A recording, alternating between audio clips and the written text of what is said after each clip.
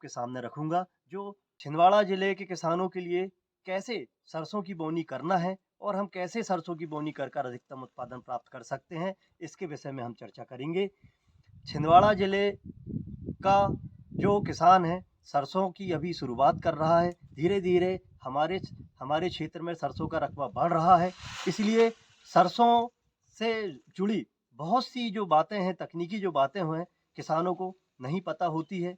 कैसे हमें बोनी करना चाहिए, कितनी मात्रा में हमें बीज खाद का उपयोग करना चाहिए, कतारों में बोना चाहिए या फिर छिड़काव विधि से बोना चाहिए। ये बहुत से प्रश्न हमारे किसान साथियों के साथ होते हैं।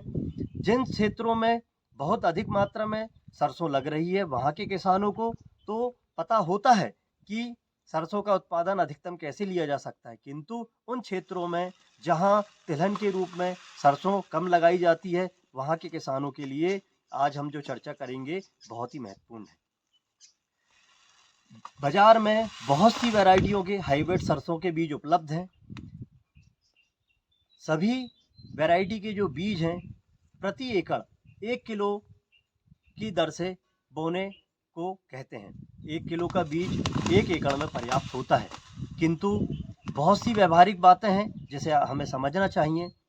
जैसे हम ये मान के चलें कि हमारा जो खेत है, उसमें हमारे पास 1 या 2 ही सिंचाई की व्यवस्था है। ऐसी अवस्था में हमें थोड़ी बीज की मात्रा बढ़ा देनी चाहिए और यदि हमारे पास पानी की पर्याप्त व्यवस्था है और हमारी ज़मीन गहरी है, तो हमें 1 किलो के दर से ही अगर हम बीज प्रति एकड़ बोएँगे तो पर्याप्त होती है। सरसों की बोनी यदि हम कतार में करते हैं तो बहुत अच्छा होता है।